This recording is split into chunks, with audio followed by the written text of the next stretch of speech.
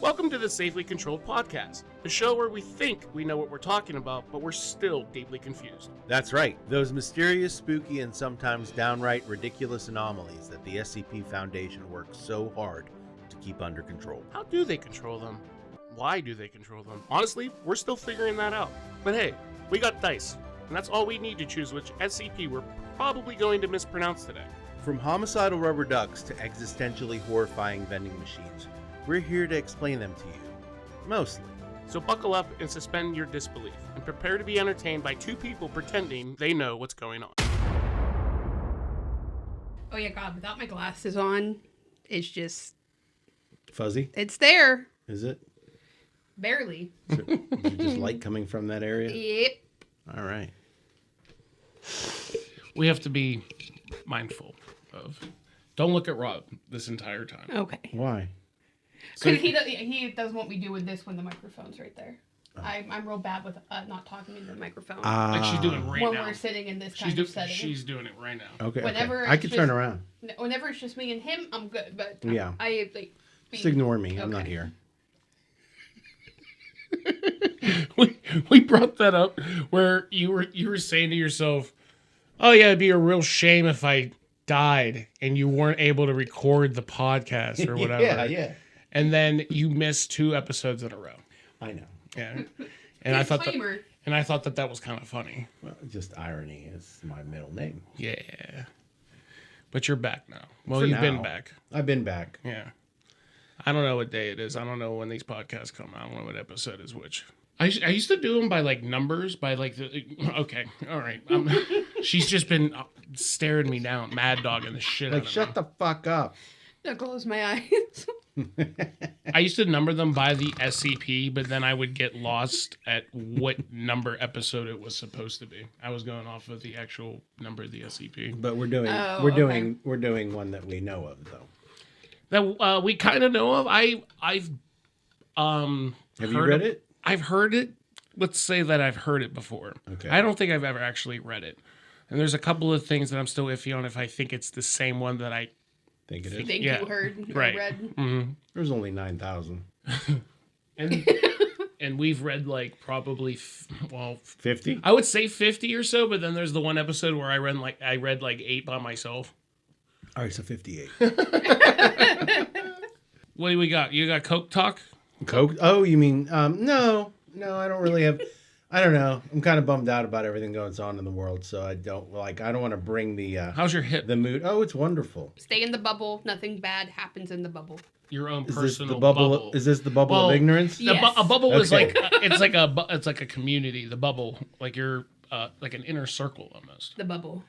So only certain people are in your bubble? Yeah. The bubble. Okay. Yeah. The bubble. Us 3 right now we're in a bubble. Okay. And then like there's a couple of people that know how to like insert themselves into the bubble. The bubble. Okay. Okay. Anyway. Bubble bath. That used to be a term that I used. No, that's what, bubble bath? No, that's bubble. Oh. No, bubble bath is it's from a Netflix show. Not a Netflix show, a comedy. Never mind. I can't think of it. Big Mouth. Oh. Oh, fuck. The hormone monstrous. And she says bubble bath. I fucking love it. No, what's his Maury, male hormone Yeah, monster? Mary, but the female one. Yeah, that's what's her face? That's Maya Rudolph. Maya Rudolph, and when she says bubble bath, it's the best. It's hot. It should warm up or cool down. What do you mean? What? What? If it's warm out, it's hot out. Cool down. Yeah, we want it to cool down. How do you make it uncool? Yeah, it's unhot. And it smokes. Wait, smoking's cool. Is it still cool? What? Like smoking cool? Like cigarettes? Is that still cool? No, vaping's cool. Smoking's not cool. So hey, yeah, it's standing on the corner vaping. When you said coal, I thought of the mineral. Coal, COAL. Yes. It's uncool. Are we smoking coal? Like that's such a Pittsburgh word when people say charcoal? coal, like coal. Coal? Yeah, like that sounds like something a Pittsburgher would say. Coal. Yeah, but it's coal. Coal. We say coal. You throw the coal in the furnace. Yeah. But we say it. We say it's like it's cool. Yeah, it's but cool. it's not. It's coal. It's coal. But everyone says cool. How do you say caramel? How do you say what? Caramel. Caramel? Yeah. Like that. Like that? Okay. Caramel. Right. Yeah. Caramel. Caramel. What's another good one? Gods. No. Well, okay, What? so that was the other thing is when we record, or Yeah. well, this is just when we talk and live our live naturally. She gains this accent that like where you're not from, and she What accent? like I get like Jersey some shit. Like Jay-Z? like a total Jersey, New York accent where I'm like, I can't say guard or sauce. It's gods or sauce or. Hot dog. She Hot dog. fucking says hot dog all the time. Pass the salt. She, I don't- I'll listen out for salt. Yeah, listen for salt. If she says salt, I totally blame my. it's over. I totally blame my Jersey family for that, because like I grew up around them too. Jersey? Yeah, I mean, That kind of explains a lot. yeah, we weren't in Jersey, but like our camps are right next to each other. In Jersey. No, in Pennsylvania. Yeah, Yeah, keep them on board here. How far is the camp from Jersey? Like 5 hours. 4.5. Okay. So why you call them Jersey camps? I just Motherfucker. don't understand. Oh shit. I just don't understand Wait, what don't you understand? how it's a Jersey camp when it's 5 hours from Jersey. Because they're from Jersey and they bring Jersey Yeah, with we them. just say like our Jersey friends at camp. Oh. I'm sorry. Okay, gotcha now. All right. I just assume everyone knows exactly what I'm thinking as I'm thinking it. Yeah, no. A little. But yeah, so like growing up around that, it just became. I really feel like that's where that comes from, because it happens so unintentionally. And yeah, Matt caught me in a recording, and like I caught myself too, but he immediately was like, "What the fuck?" I've caught myself saying stuff weird. I think it's normal. Is that anesthesia? I can't see that from here. Well, this Anna, it's like Anna. Anna. That's another one. EANNA. Anna. Anantashesha. Yeah. Anantashesha? Yeah. That's Bless it. you. Yeah. Right. So, Rob, Yeah. this one, I think I actually brought this up to you not too long ago as something that I have heard before. Okay. And this is like a nice popular SCP here. 3000, like throughout the SCP community, rated at a 28-26. Wow, that's high. This is just, and I think this is a banger. If I remember this one correctly, it's not long per se, but there's a lot of a lot of reading. like journal entries and Okay. stuff, and we're going to be doing some dialogue and shit like that. All right. But I think you have to make the text much I bigger. will totally. It's not just you, but it's. I think it's everybody. I don't even know where the fucking mouse is right now. Here we go. Here we go. SCP 3000. It's a Thaumiel, and that's how I'm saying it. So that object class, obviously the object classes doesn't mean how safe or unsafe it is. That's just what's the procedure for containing it. And the Thaumiel class is actually an SCP that is used to contain other SCPs. Just to explain that, I don't know if you guys have covered a Thaumiel before. We have not. Well, we might have, but I don't. Fucking No, okay. God, do we remember? No. The only one that I think that we could say that was possibly like that was the one that was like it was like shitting out galaxies, if you remember that one, Rob. Oh yeah. Special containment procedures. The area containing SCP-3000, currently a region of the Bay of Bengal, roughly 3,000 kilometers in diameter, is to be routinely patrolled by Foundation naval vessels. Under no circumstances are civilians allowed to attempt deep-sea exploration or diving efforts in the quarantine area. Individuals believed to have contacted SCP-3000 are to be contained, quarantined, and processed at Site-151. Individuals affected by the anomalous properties of SCP-3000 are to be held in containment indefinitely. The Foundation submarine SCPF Eremita is to monitor the location of the foremost section of SCP-3000, currently located within the Ganges Fan, roughly 0.7 kilometers beneath the bay. The Eremita is tasked with carrying out the ASTAC protocol, and staffing regulations on board the vessel are subject to the guidelines of that protocol. For a full description of the Aztec protocol, see Addendum 3000.2. There is currently no known cure for exposure to 3000. As such, affected individuals should be contained and quarantined for further evaluation. Individuals stationed aboard the SCPF Ermita are not permitted to leave the vessel except for purposes of carrying out the necessary procedures of the Aztec protocol. Individuals who leave the vessel without proper authorization are to be considered lost. Under no circumstances should any individual interact with 3000 without authorization. Description: SCP-3000 is a massive aquatic serpentine entity strongly resembling a giant moray eel, Gymnothorax javanicus. The full length of SCP-3000 is impossible to determine, but it is hypothesized to be between 600 and 900 kilometers. The head of SCP-3000 measures roughly 2.5 meters in diameter, and sections of the body proper are as large as 10 meters in diameter. SCP-3000 is typically a sedentary creature, only moving its head in response to certain stimuli or during feeding. The majority of its body is located around the Ganges fan and rarely moves at all. It's like the megalodon of eels. It's like a huge giant moray eel in my head. Like a big old 2.5 meter head, Like 10 meter body. almost like the Loch Ness Monster. But Eel. But doesn't look like a big old brontosaurus. Right. It's, Yeah. Something that... Did it say where it was like located? Bengali Bay. Or Bay of Bengal, whatever it is. SCP-3000 is carnivorous, and despite its sedentary nature, it is capable of moving quickly to dispatch prey. Despite its size, it's hypothesized that SCP-3000 does not require sustenance to maintain its biological functions.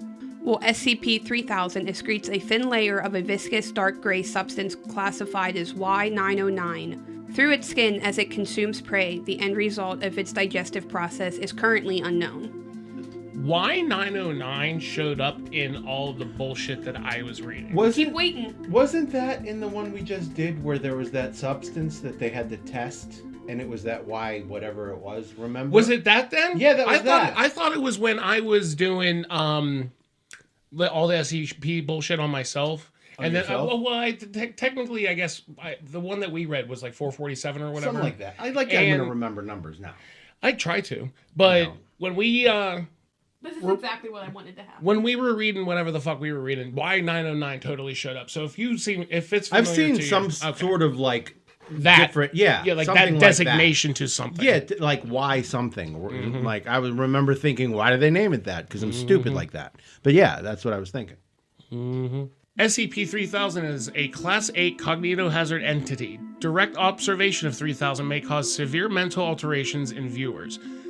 Individuals who directly observe 3000, as well as any individuals within an uncertain distance of 3000, experience inexplicable head pain, paranoia, general fear, and panic, and memory loss to alteration. Dude. The following is a log from Site 151's historical records written by Dr. Eugene Getz. He gets it. This is kind of like... This is like terrors. Like a terror. Like nightmare. Yeah, it kind of also gives off the vibe of like if that dude from the Ocean Gate thing, like he wasn't stupid and actually like built a real ship, but they got attacked. Can I just say though, remember how I said this is a Thalmule, and this SCP is used in containment of other SCPs, so keep that in mind as to why you might be seeing Y909.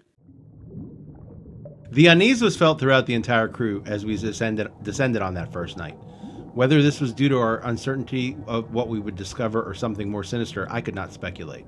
As we continued to descend, Williams began sweating profusely. When asked about it, he could not respond, stating that he thought he was missing something that he could not deduce. As our descent continued, he began to act more and more erratically, at one point addressing myself as Darlene, and expressing uncertainty as to the tasks he was assigned to handle. Similar feelings were expressed by the other members of the crew, but Williams felt it the most.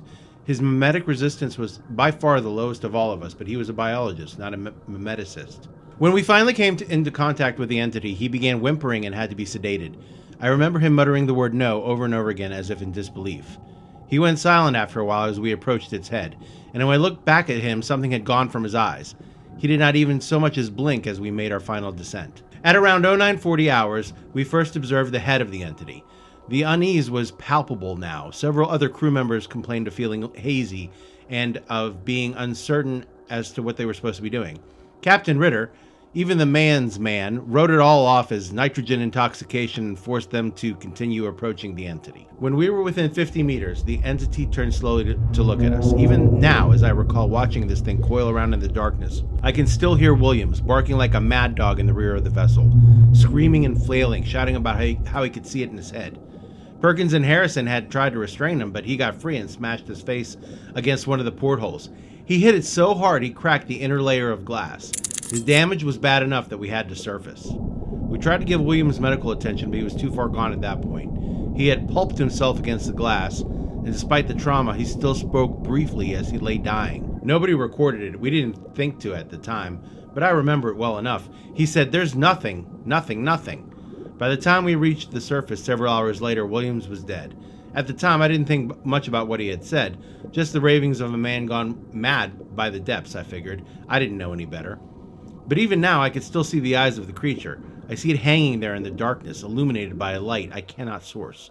And I feel the lingering dread that Williams must have felt that night in the submersible as he was overcome by whatever void that foul thing slithered out of.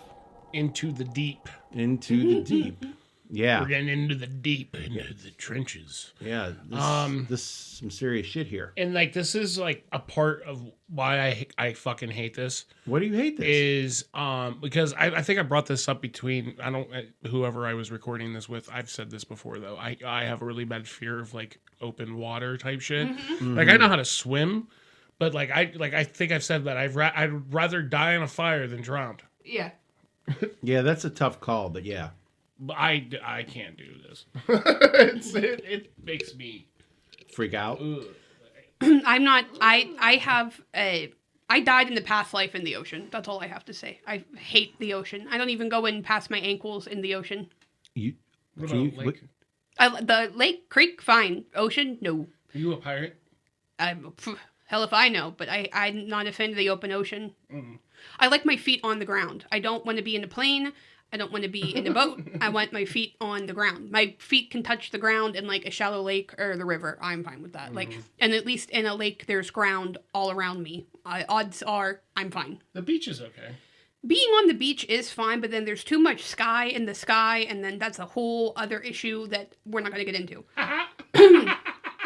Good thing you said that, because we were just about to get into that. So discovery. SCP 3000 was discovered in 1971, shortly after 2 Bangladeshi fishing boats and 15 fishermen were reported missing after drifting near the Indian coast. As the country of Bangladesh had only been recently established at the time, had been subject to significant political persecution on part of the Pakistan. What am I doing here? On the part of Pakistan. On the part of Pakistan, thank you. Pakistan.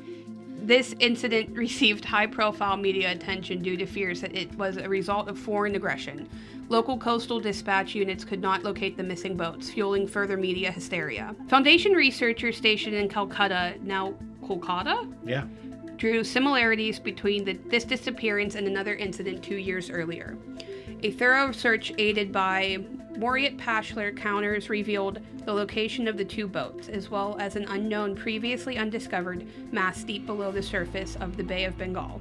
Further investigation by Foundation divers discovered the existence of 3000. The area was quickly secured and current containment procedures were put in place in April of 1972. The Aztec Protocol was adapted in October of 1998. Hopefully they get into that a little more, because I'd love to There's know. an addendum. We could stop calling it that now. It is at Zach. At Zach? At Zach. Are we saying Aztec? Yeah. It's ATZAK at Zach Protocol. At Zach. My brain just made up words. I said Aztec earlier. Yeah. I think of the car from Breaking Bad. Should we all just say the Pontiac Aztec? The Protocol. We should all just say at Zach like 17 times. That way you can come back and fix it in post. Nah, that's way too much fucking work. Addendum. Initial contact exploration log. Note, the following is the transcript of audio logs taken during initial deep-sea diver contact with SCP-3000. Until this point, no Foundation diver has come in within 300 meters of 3000. Divers were tasked with assembling the creature and determining the source of its thick gray fluid that has been preserved floating around its head. dive team was composed of 3 members of Mobile Task Force Orion 9, known as the Kingfishers, led by Alpha. Launch point was through the airlock of the Foundation submarine, Stravinsky.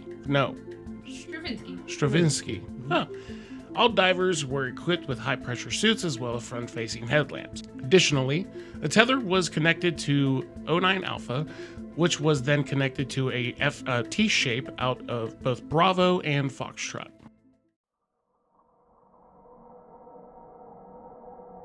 Alright, Command, we're situated in the airlock and ready to roll. Confirmed. Go ahead and sound off. Orion 9 Alpha, check. Orion 9 Bravo, check. All right, men. We're in position about 500 meters from the head of this creature.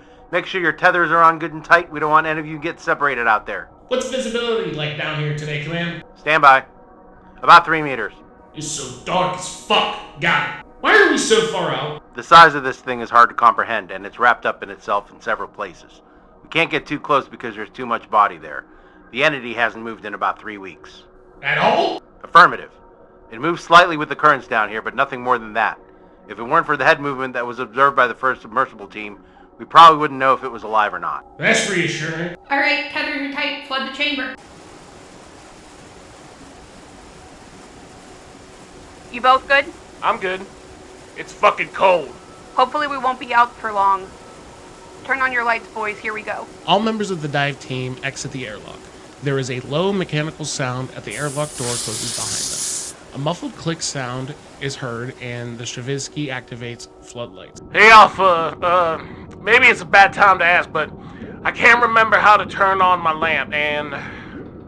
Your lamp is on, Foxtrot. What? What did you call me?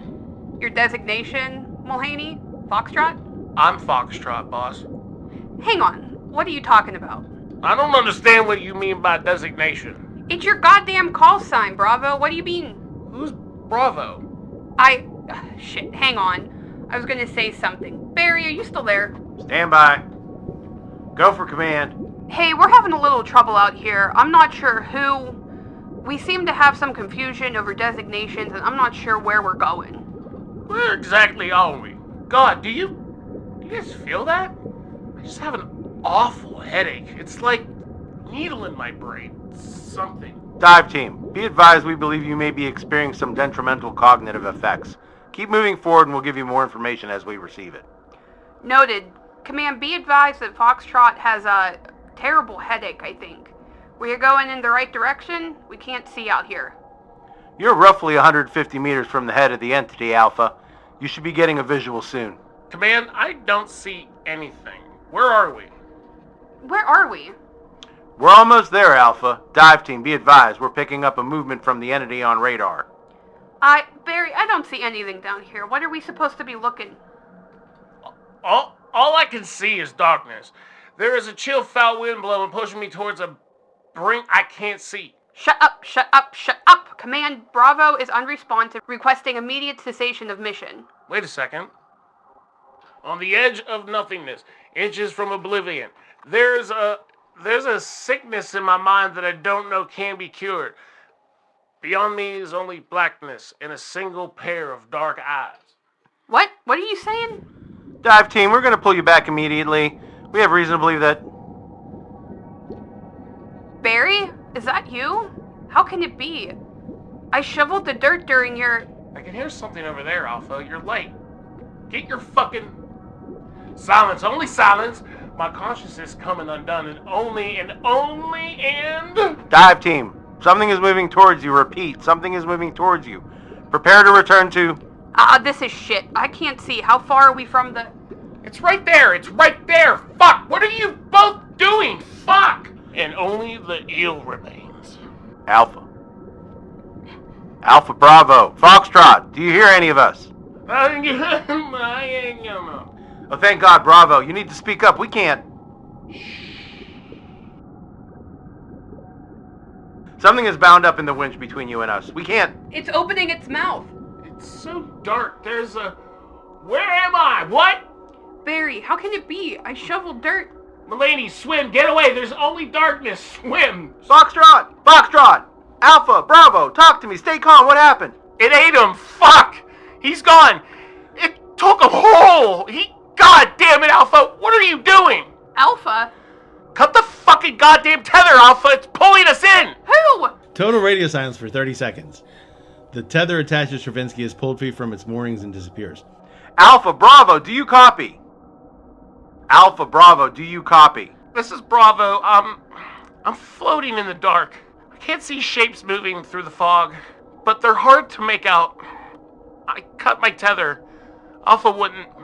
I think he's gone. I don't see his light anymore. Acknowledged. We're coming to... Hang on. Just let me think for a second. Cognition. This thing, it doesn't work around it. Your brain can't form thought. It hurts. It's like dying. And Bravo, do you have eyes on the entity? it's in my head, guys. Coiled up in there like a snake. And something about it is caustic. Can't see it. I can see it just in front of me. It's not doing anything. It isn't moving. Just hanging there with its mouth open. I think it's finished eating. That fluid is seeping through its skin around its head. About a meter back. Just looking at the stuff is making me... It's like the room is spinning. I feel nauseous. My head isn't working right. There's an abortion under the floorboards. There's another in the... Wait. This is wrong. That wasn't me. Who said that? I'm gonna collect a sample. Hang on. Bravo, we're gonna send out a crew to get you. Just hold on. Oh no, don't do that. You have to be trained to not feel the things I'm feeling. Otherwise, it will get into you. Maybe it will anyway, who knows. It feels like the end of the world down here, fellas. My heart is really going off the charts, and I think I'm dying. Just... got a sample. I'll attach it to one of those little balloons and let it float up. You'll be able to get it later. Don't spend too much time around that stuff. It doesn't... Your mind... Bravo. I think I'm dying. I know I'm dying. This is it. I just want to get away from here, you know. It occurs to me. Don't send anyone else out. Don't send anyone else out here. It's so dark. Bravo.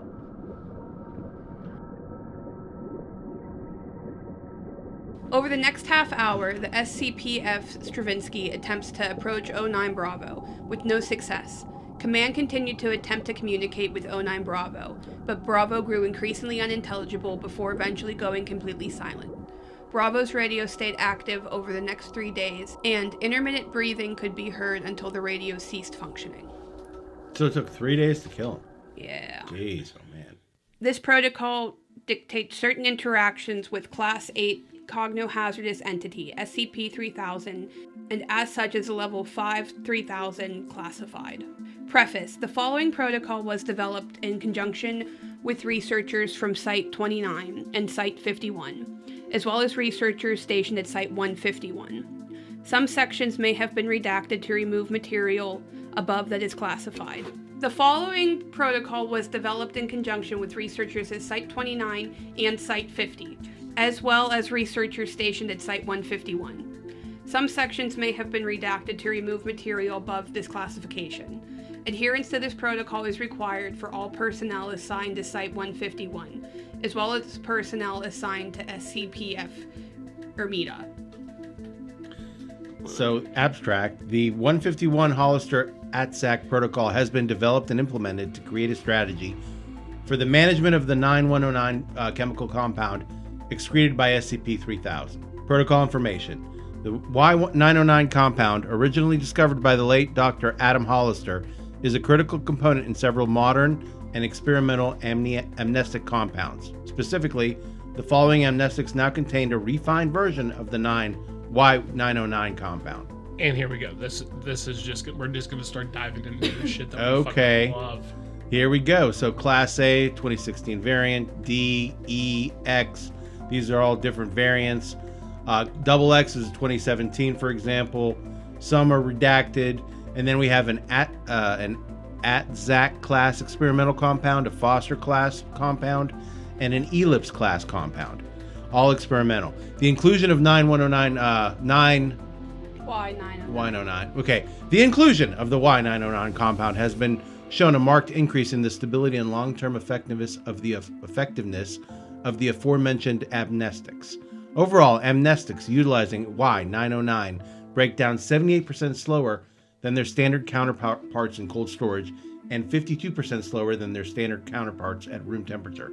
Additionally, individuals administered an amnestic regimen utilizing Y909 show a marked increase in suggestibility, memory clearance, and a significant decrease in additional side effects such as nausea, vomiting, bowel distress, blurred vision, headaches, insomnia, heart damage, and others. Ooh, this sounds like fun. Individuals treated with these amnestics express significantly fewer intrusive memories as those without Y909, with some individuals exposed to experimental compounds expressing no intrusive memories whatsoever, even at the 5 and 10 year marks. So It's amnesia. it's basically induces amnesia, right? And this is how this SCP is a thalmule, because Right. It's one within the other. Got it. and it in and of itself is harmless unless you get too close to it, Right. but what it secretes has been like absolutely essential to the SCP Foundation in containing other SCPs that people might have found out about but shouldn't know about. Right, because of the amnestic properties of this chemical. Okay, And that how makes well sense. it works. That's cool. And plus, it's a preservative because it lasts so much longer in cold and room temperature storage. That's okay. That's really cool. So I believe the next paragraph. Okay. Due to the effectiveness of these treatments with the addition of Y909, the continued inclusion of the compound is essential to modern Foundation amnestic applications. Yeah, just what you said. Reliance on the continued use of Y909 necessitates its collection for the foreseeable future, as a synthetic version of the compound has not yet been discovered. So we have to keep harvesting it. Yes. Wow. Okay. As such, this protocol dictates the way this compound is collected off of SCP-3000 and the way personnel are to interact with SCP-3000. Below is a brief framework of the procedure, and detailed information can be found in the full ASTAC brief. Before we read them, the whole thing too, it seems as if obviously they want Y109 or Y909. Yeah, Y909. And for whatever properties that it holds, if it's just for the amnestics, this is how they get all their shit that they fucking drug up the people with. Now. Yeah. That's actually making a lot of sense. That's why the D class is always in line, because they have like a decent supply of it, I would say. Well, but it's weird because you can get close enough to 3000 because you have to harvest it yourself, but there's obviously a certain way to do it here. Yeah. But getting close to it, too close to it, can set off all that shit that happened to that mobile task force or whatever. And exactly. It's an undefined area and how close you can or cannot be to it. Yeah. I guess it's trial and error. Members of MTF Epsilon 20 Night Fishermen are to prepare a subject for deliverance to the feeding site. One individual D-class subject is to be administered a sedative and equipped with a high-pressure diving suit. The subject is then to be tethered to an underwater ROV within the aft airlock. The airlock is to be flooded, and the subject is to be towed by the ROV towards the feeding site. Upon reaching the feeding site, the ROV is to disconnect its tether and return to the Aramida. But I guess that doesn't sound too bad. At least. It doesn't sound bad unless you're the D-class subject that's getting drugged and sedated, thrown into a high-pressure suit, and then dragged to this sea creature that he doesn't even know what to do with. I mean, Sacrifice. Once again, I'm pretty sure the D class put themselves there. Well, we've had this discussion. Right. So it's not like they asked for that in particular. No, this is what they're getting. This is what they're getting. I'm not. Yeah. Good old D class. Throughout this stage, SCPF Ermita, I can't talk today. SCPF Ermita should monitor 3000's position and adjust course if the entity begins to move away from the feeding site. Mission Command will provide additional instructions during this phase if necessary. Personnel on board the SCP-F Ermita are to monitor 3000 during feeding sessions. During this time, no personnel are permitted to leave their Ermita without authorization from Mission Command. Now, that's in black. Why is that in black? Because it's feeding. So they don't... Oh, okay. That's my assumption. That makes sense, yeah. And you don't want to feed on the people. You don't want to accidentally become dinner. At a point after the total consumption of prey, 3000 will begin to excrete Y909 near the foremost section of its body. Specialized teams of deep sea divers are to exit the Ermita through the aft airlock, and approach 3000. Collection of Y909 must take place during 3000's digestive period, which is currently believed to be roughly 2.5 hours after consumption of prey. Teams must return to launch craft before the end of this period. During this period, the typical effects of 3000 are less severe, though command should continue to monitor these teams for damage to their cognition. After collection of Y909 is complete, the personnel are then to transfer the collected substance to secure containments before returning to the surface. The mission administrator on board the Ermita is to monitor the substance throughout transport. This is now giving me off like it's where. What the fuck am I thinking of? Actually, it's a space movie. Ryan Reynolds. Life. Ugh. Where they get like it's like a little I don't know what to call it, something, but they find like a little alien life form thing, and then it just starts fucking the entire ISS up. I don't think I saw that. Ryan Reynolds, Jake Gyllenhaal. Addendum 3000.3 Psychological Evaluation. Note on Redacted. Level 3 researcher. Hold on. Don't even bother. I'm going to give it a shot. I think you'll butcher it either way. Probably. I mean, it's Russian. It's Indian. Is it? Yeah. Close enough. It does look like Russian. It's- Shit! It is not Russian. He's I also looked at it as Russian.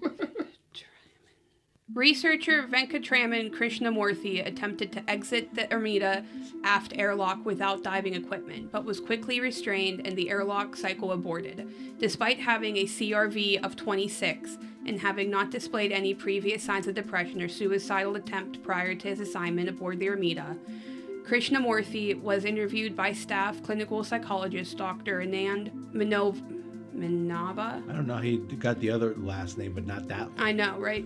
Dr. Anand Manava to acquire a better understanding of SCP-3000's potential effects on his psyche. So basically, yeah, this guy might have went a little bit crazy. The effects, I bet you the SCP just started maybe like waking up out of its digestive state or whatever. I don't know. Or prolonged exposure. Yeah, or whatever. He got a little fucking. Yeah. Anna, you get to be Krish Morphy or whatever. I should, Aw. Okay. Anna's in Mananava. You want to be Mananova? Mananava. You want to be Anova? Yeah. And I'll be. Krishnamurthy. I'm going to do. Rob, is he Indian? They're both Indian. Oh, please don't. No, don't. I'll That's not appropriate. I'm gonna do it. You're not gonna do it. Fuck, he's already doing it. Are you I'm gonna do it anyway? You're not gonna. You're gonna butcher it. No, I'm not. Okay. I'm going to do a very good job. Okay. My apologies to shit. all our listeners. Hi, Venkat. How are you feeling? Unwell. That's what I hear. Do you want to talk about what happened today? We don't have to if you don't want to. We can talk about something else. I'm tired and not. I understand. This assignment has been stressful on all of... It is not. No, it isn't the stress. I've done this before. I've been on. I don't actually know if I've done this before. You have. I don't remember it. Any of it. I've been getting these out of context feelings, like my body reacting to the reflexes, and I didn't know it had. Everything is so disconnected, and I'm trying to keep it together. I am just tired. When did you start feeling this way? How long have you been down here? I don't remember. I don't know when. I honestly don't. I wish I could tell you more than that, but I have nothing. I look at this place in my mind like there's something else there. Or sometimes nothing at all. What do you mean? Something else? I've been having other people's dreams and that. I see faces I don't recognize, places I know I've never been. Or maybe I have. I don't know. How can I know what is real or not when I can't trust my own mind? Well, maybe I can help you with that, Venkat. We can go over things you think you've forgotten and I can... Don't patronize me. I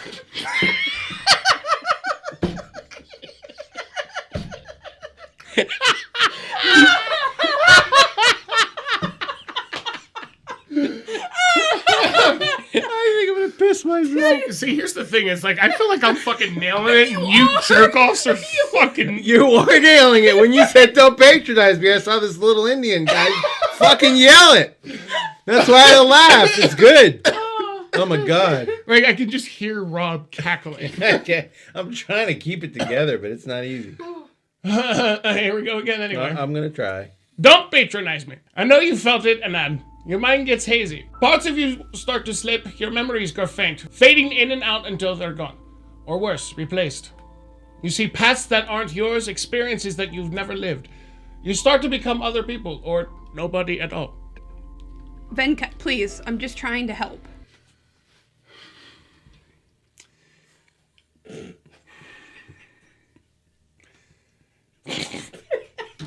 Hold on. Do you... I'm sorry. Don't patronize All right, I'll stop. Yeah, that was the best. I got into character. You did. It was You good. did? It I was mean, very you're so good. Just, you were so angry. It was great. Oh, fuck. Do you even know my work before we met? Come to think of it, I don't even remember how we met. I know your name. I know that you're a psychologist. But are we friends? Are we brothers? I don't know how I know you. We work together. I know that. I still have that. But other things come and go. I don't know if I am married or have children. I see. And that isn't the worst of it. I know this is happening to me. I know that my mind is coming apart. But there's something else in there too. Something rising out of the smoke in my smoldering consciousness. That eel. The eel? I don't remember my mother. I can hear her voice, but I can't remember her face. I can't remember how she smelled or how she... But what do I remember is she told me about gods.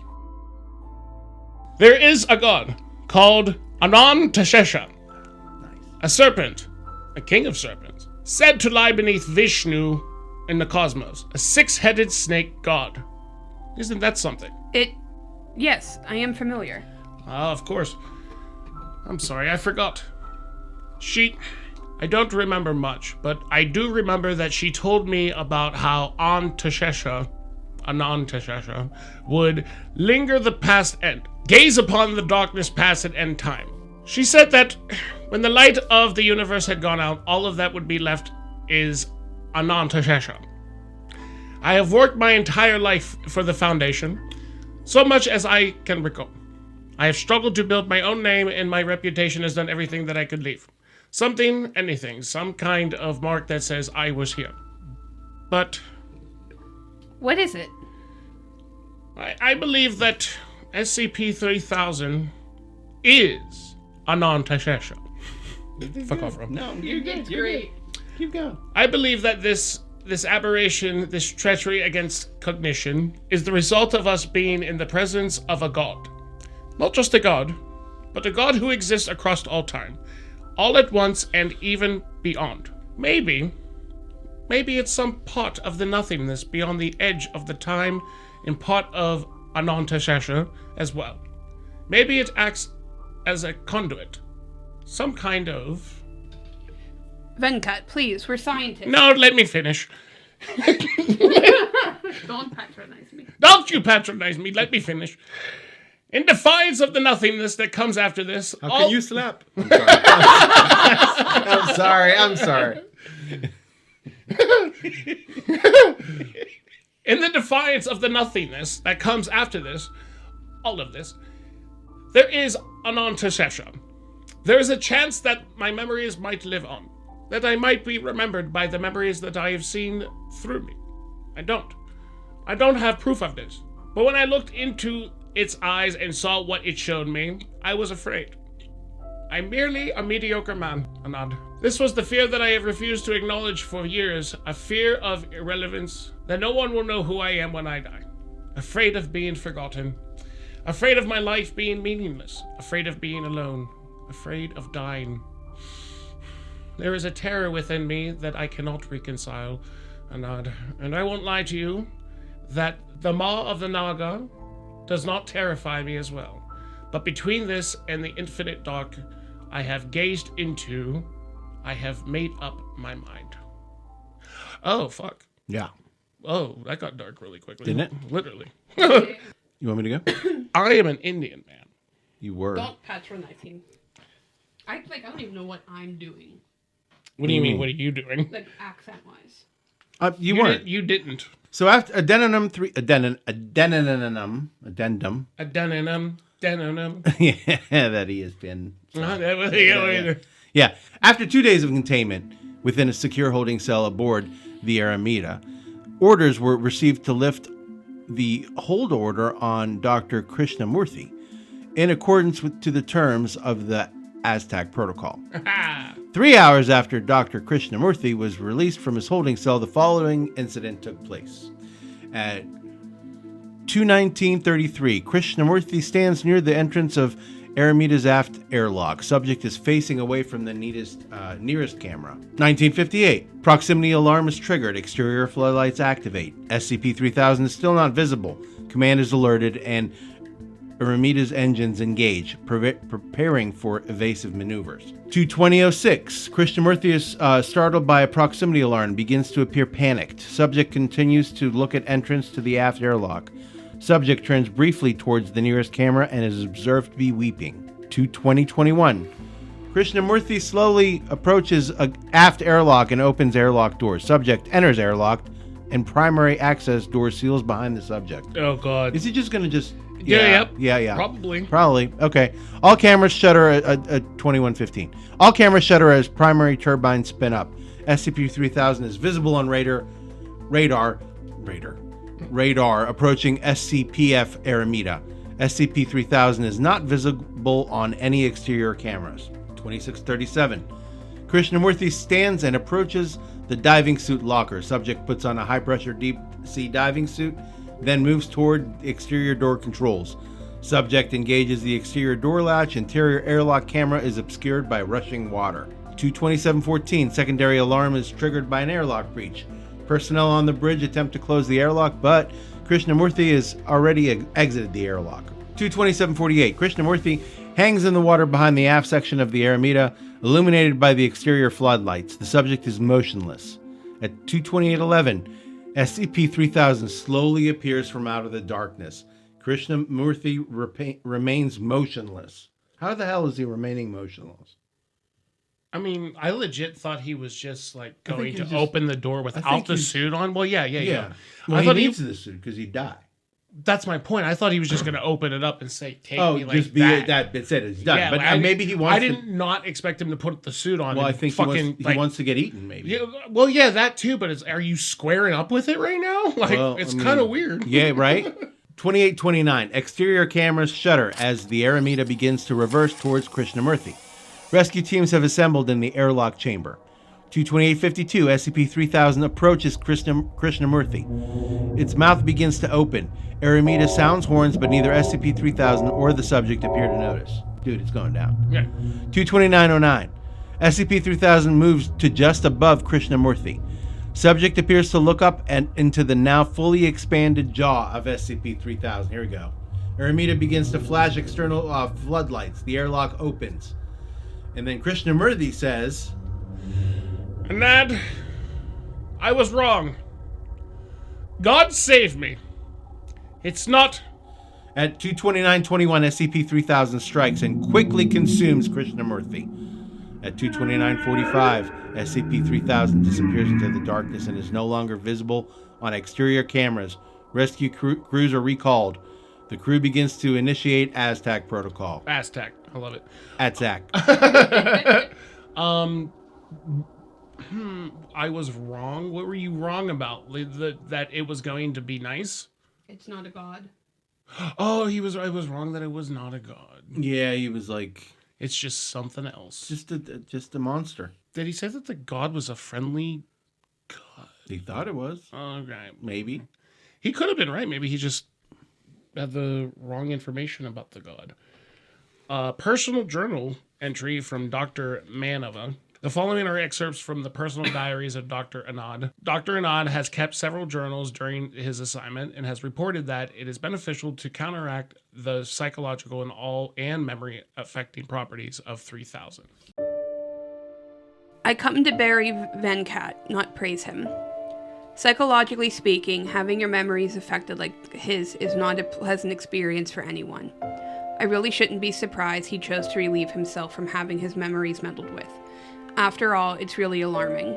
Being briefed on his effects doesn't change the fact that I need to constantly keep tabs on all staff, myself included, and ground us to reality. I am supposed to submit a full psychological report now, detailing what has gone wrong, why a staff member turned suicidal, and a full analysis of possible ways to prevent this from happening again in the future. To the O5 and Site Director Knox, have it reviewed in some new regimen designed to prevent such a travesty from happening again. He was always more religious than I am. Right at the end of his life, he was riffing on Anantashesha, a primordial Hindu snake god, and rambling about eternity. I'm not going to question the legitimacy of his beliefs and his claims, but this is quite the enigma, and I suppose I should consider myself lucky that this assignment is relatively benign compared to previous assignments that I've had. I don't think this is a mythical eel, anomalous maybe, but not really that extraordinary. It's funny. I spent the last 30 years blocking out everything my father wanted to teach me about Hinduism, and now I'm racking my brains trying to remember anything he had to say about it. I want to say that it's because of the eel, but if I'm being honest with myself, I simply tried to forget all of his teachings. Maybe not at the beginning, but certainly by the end. I can barely even remember what he looked like, but I do remember how angry he got when I couldn't remember the names of my grandparents or great-uncles. He was desperate to preserve his culture, heritage, and I did everything I could despite him. On his deathbed, he begged me to perform the traditional last rites after his death. He even wrote the instructions down, but I was so angry at him that I tore them up in front of him. I can't even remember why. The only memories I have of him are how he made me feel. He spent almost 20 years trying to pass down our heritage, and all I have now is anger and hatred and regret. Site Director Knox gathered the staff this morning for a short morning. After a few brief, laconic eulogies, he took me aside and told me that Venkat's replacement will come in a few weeks, and he has kept no contact with his family. It's likely his belongings will just be disposed of and are now technically Foundation property. The director indicated that if I want to keep a thing or two from him, I should do so now. His office was relatively unremarkable. His cushy squish chair cushion, few office toys, and lots of marine biology books that I should probably check out someday. The only thing I took was the statue of Ganesh that stood next to the window. Not fully sure why myself, but he's now sitting on the bookshelf next to a picture of myself, my wife, and our daughter at the lakeside terrace. It was a pretty unremarkable trip to some tourist trap in Lucknow, but this really is one of the best looking pictures. We're going under again tomorrow.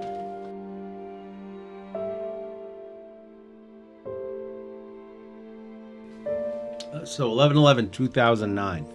All of the D class managed to stay put this week, which is good. Other than the routine depression and memory loss from exposure to SCP-3000, everything was in order. Sometimes I'm a little bit envious of them. They know that all they know. Oh, sorry, I got to read that part again. Sometimes I'm a little bit envious of them. All they know is that they're scooping gunk off some big eel. They don't know of its importance or why it's critical that they collect it and how much it helps us. Of course, one saving grace of being on the psychological division for the ATZAC project is the awareness of its potential effects. I am aware of what's happening to my psyche. I know that I have memories that are being drained, pieces that are being lost right now. I recall images of a young man on a bicycle in front of a schoolyard gate, looking like it was the 80s when I was in Singapore. He was laughing, yet I don't know if this man was a friend, a lover, son, family friend. Who this young man is. Perhaps Italian or maybe Australian. Perhaps this isn't even a cherished memory at all. I looked at the Ganesh statue and the picture of my family again. It's really quite a shame. I truly forgot most anything I've done with them. I've started trying to learn some Hindu poems and songs, went out and got a copy of the Vedas, but I can't memorize the lines properly. I've been reflecting on what Venkat told me before he passed, though. His deep-seated fear of mediocrity, unable to rise out of the sea of humans that walked on the face of this earth. He's worked for the Foundation for years, and while he isn't one of the most well-known and household names of the Foundation, He's not exactly obscure.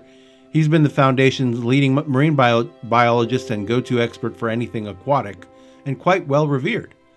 I'm actually quite surprised by his jealousy. He was never the flashy and bombastic type. I never would have guessed that he wanted fame and recognition. Perhaps he was really afraid that he is doomed to be stuck in mediocrity.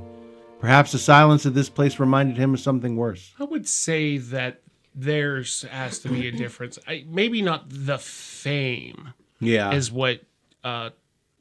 Notoriety.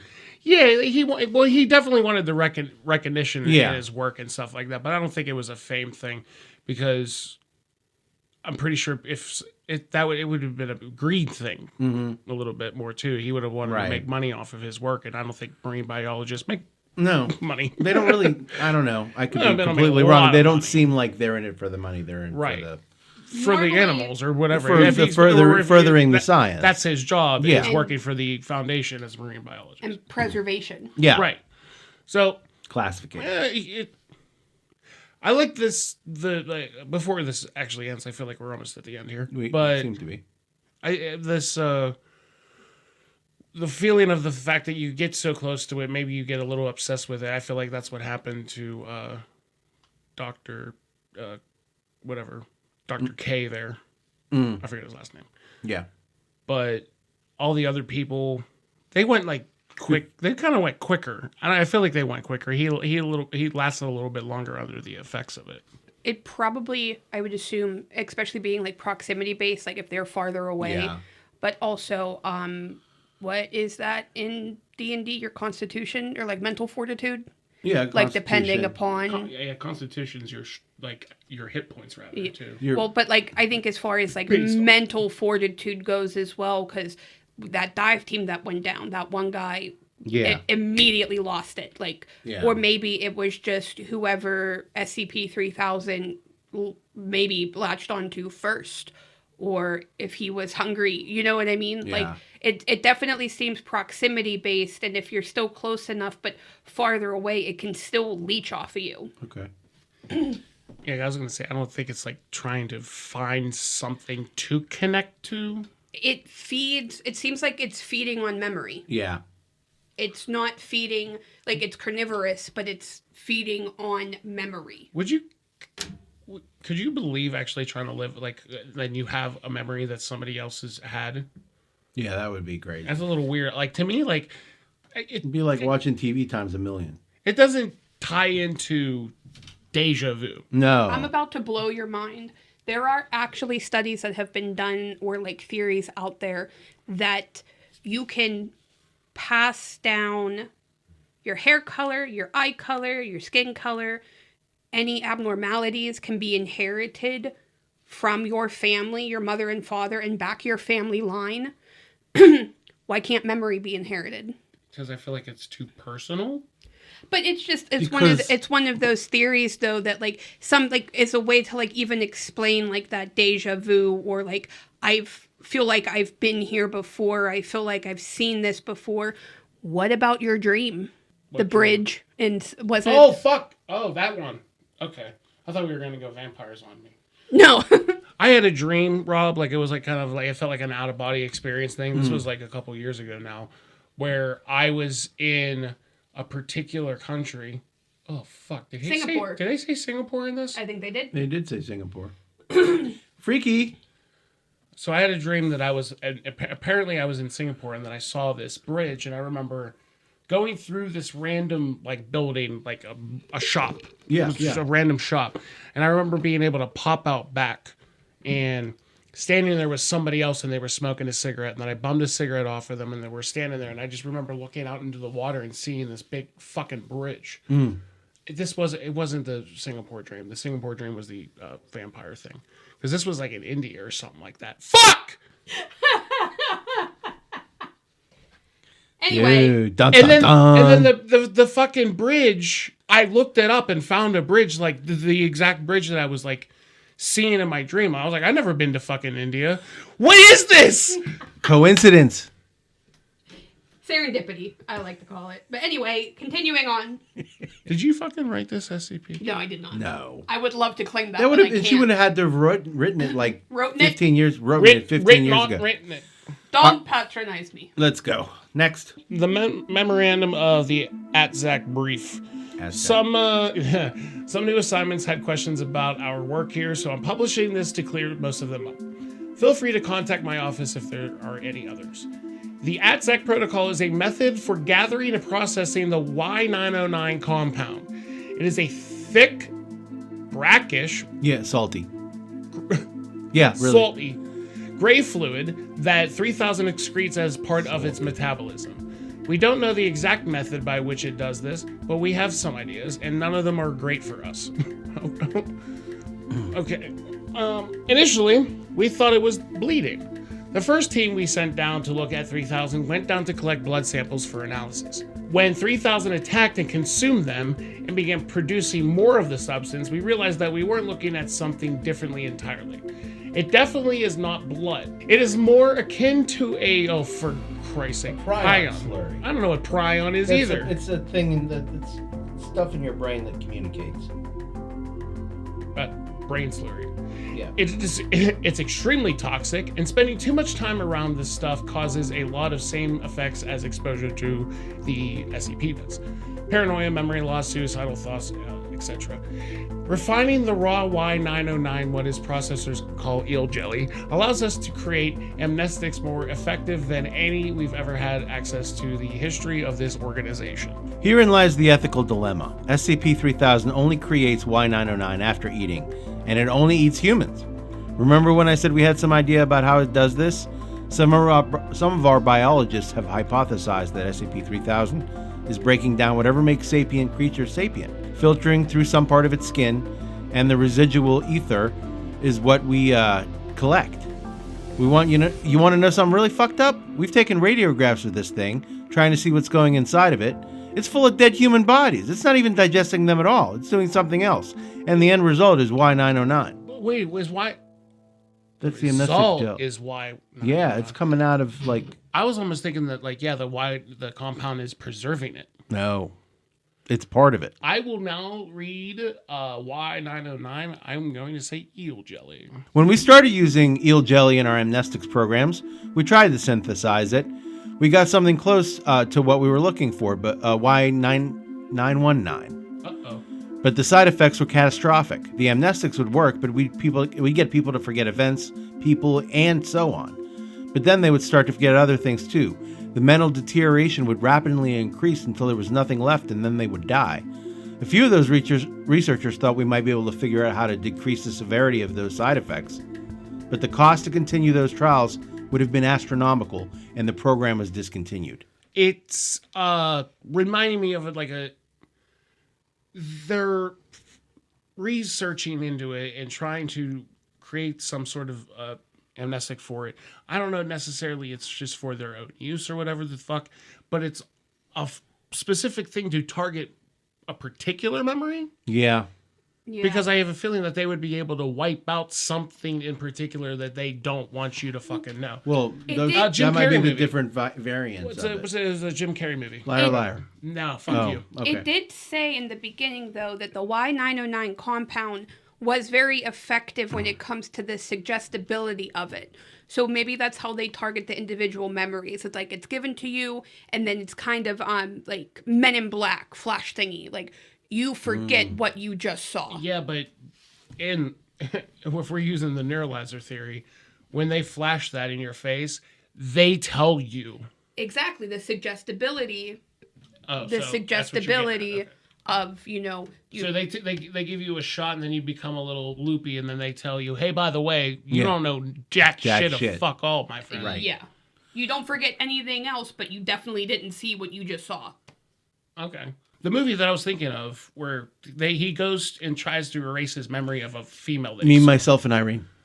No, they used a schizo in that movie. Eternal Sunshine of the Spotless Mind is what it's called. Good movie. Is it? It's no secret that what we are doing here is abhorrent. The ethics committee, the classification committee, they're all looking at ways to make this more tolerable than what it is. But the hard truth is, if we want to continue to use modern amnestics, we have to have Y909. If we want to have Y909, we have to feed D-Class to 3000. Oh my God, they're so Disposable. Yeah, I guess that's they are. the worst of the worst. I guess it's like, how do you get a fucking like a death penalty almost? I wish there was a story about that. Creation of the D-Class, SCP. Well, no, they're people that are sentenced to Yes. the death penalty in We particular. know that. Oh, okay. So you were just being... No, I'm saying like maybe there's an actual SCP that's like an origin story of the whole D-Class and the SCP. I'm actually pretty sure there is. I'm sure there has to be. Anyway. There's 9,000 of them, right? More than that, probably. Okay. Otherwise, we'd be forced to go back to the metaphorical Dark Ages, where we were amnestizing people with opiates and chloroform. Like the good old days. Yeah, buddy. The good news is we're developing ROVs that should be able to take over the job of collecting the raw material from our dive teams. This will eliminate any chance of accidental casualties like we've had in the past, and is a good first step. For everyone else, only time will tell. For now, they're feeding D-Class to them. Well, they still have to do that part. Yeah. Yeah, no matter what. No matter what. It's not the D-Class that's collecting it. No. No. The D-Class gets... Fed. They're not even told what they're doing. No, they have no They're clue. like, put this on. Here's your tools. Yeah. Like, holy Yeah. shit. This is not going to help us here. Right. Personal Journal of Dr. Manova? Is that Manova. That's an ad? Anand, whatever. Do-do-do-do. The following is a full text of a page, pen in hand of Dr. Anad, which was ripped out of a journal and placed in his nightstand. I have spent a considerable amount of time on this assignment attempting to understand the underlying effects of individuals exposed to a Class 8 cognitohazard. I have conducted numerous personnel interviews within a great many psychological reports, but I have not been able to properly deduce what about this creature would lead a perfectly sane man out the door of that airlock and into the maw of an eel. Earlier this week, as I was preparing my notes for another report, I accidentally knocked a picture of myself, my wife, and my daughter off of my nightstand. The glass shattered as it hit the ground, and the picture fell out. As I cleaned it, I noticed something was written on the reverse of the image. It said, Anand, Shanti, and Padma, June 2002. But the writing was not mine, it was Venkat's. I was puzzled by this. Why would Venkat have written on the back of a picture of mine? I thought little of it at the time and cleaned up the mess and went about my day. But this question stuck with me. It was a little thing easily explained in any number of ways, but I could not seem to shake the notion of uncertainty. It was not until last night that I had a horrifying thought struck me, one that I could not sleep on. I accessed the Foundation's personal archives and realized a truth that I cannot reconcile. Shanti was Venkat's first wife. Padma was his daughter. The records are clear. The life I remember, the experiences I am certain I have had with them, are the experiences and memories of Venkat, not mine. I have never been married. I have no children. Even now, I can see my wife in my head. I can see my wife in my mind, hear her laughter, smell her hair, but I know now that this is Venkat I see her through, not me. The horror of this realization has been replaced with a queer sort of dread. I figured out what the eel does. Something about it, some latent part of its creation, abhors cognition. It breaks down human consciousness and scatters that part of us we believe is a soul until all that remains is what we really are. Electrical signals that will someday become inert. Even if I can't remember myself, how can I expect anyone else to remember me? I've forgotten my own life, and I'm strangely apathetic at this revelation. I will fade into the darkness as thousands have before me, and thousands after me will. No one will care as I am forgotten. Do not despair for my own sake, but for us all. I do not despair for my own sake, but for us all, you and I. We will all face obliteration. I am not important. You're not important. Vast droplets of irrelevancy stretching eons in the sea of time. We may fight against it, but our enemy is inevitability. Like, he also lost it. Yeah. For a hot second there, I thought that they were just like the same person. No, they lost their shit. I thought this One way or was like a another. Fight Club thing where like Tyler doesn't exist really. They're the same person. I do not think that the eel is Anantashesha. I don't think it would matter if it was. What is clear to me now, as I feel myself coming apart, it is not that the eel is some mythological creature or divine serpent. Perhaps it is just a primitive creature that has eluded us, holding no malice. Perhaps it is really a primordial deity, harboring resent beneath the surface. The eel is not the harbinger of my demise or humanity's doom. The eel is not the end of all things. It only shows us what the end looks like. And despite of everything we might believe, every ideal we hold or providence we pray for, I know this much truth for all of us. Our end will be a forgotten one. Dr. Anand was later discovered unresponsive near the aft airlock. Evidence suggests that Dr. Anand had broken into the onboard storage locker and ingested a significant amount of raw Y909. Dr. Anand was moved off of the Armida, and remains at Site 151 for analysis. I can see why you really like this one, guys. It was really good. This is definitely one of my favorites because it's incredibly well done. Mm-hmm. It ties into a lot of other SCPs. Like, this one, can be referenced a lot. And I feel like it's a substantial building block within the SCP Foundation. Yeah.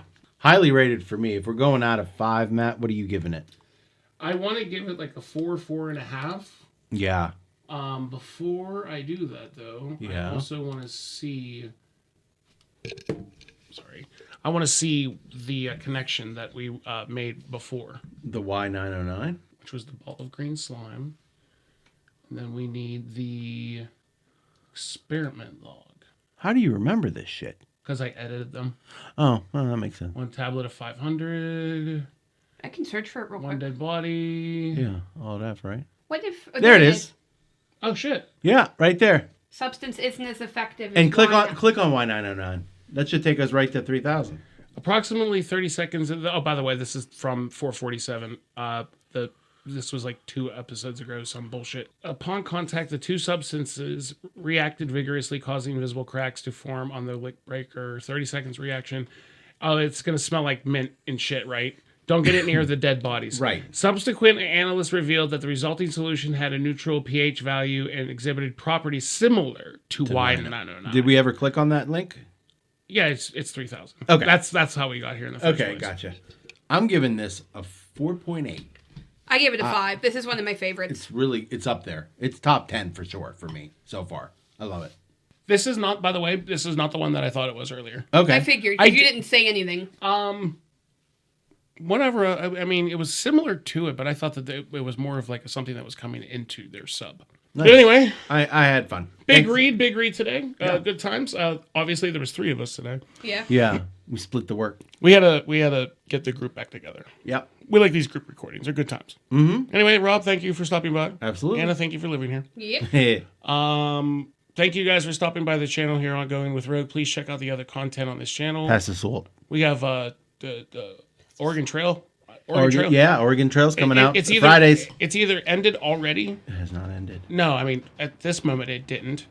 When this comes out. Right. But when this comes out, it might be over. It might be. I don't know when this comes out. Maybe this is the first October one. Ooh, spooky. I don't know.